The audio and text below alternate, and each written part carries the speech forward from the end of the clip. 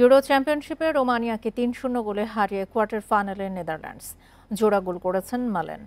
ম্যাচের ২০ মিনিটে কোটি গ্যাপকোর গোলে লিড ডাচদের। দ্বিতীয়ার্ধে গ্যাপকোর গোল বাতিল হয় ভিএআরে।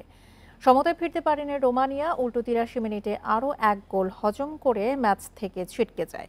গ্যাপকোর অ্যাসিস্টে স্কোর করেন ডনিয়েল মালেন। যোগ করার সময়ে রোমানিয়ার হতাশা বাড়িয়ে দেন মালেন। দাপুটে জয়ে কোয়ার্টার ফাইনালে উঠেছে নেদারল্যান্ডস, যেখানে তুরস্কের মুখোমুখি হবে ডাচরা।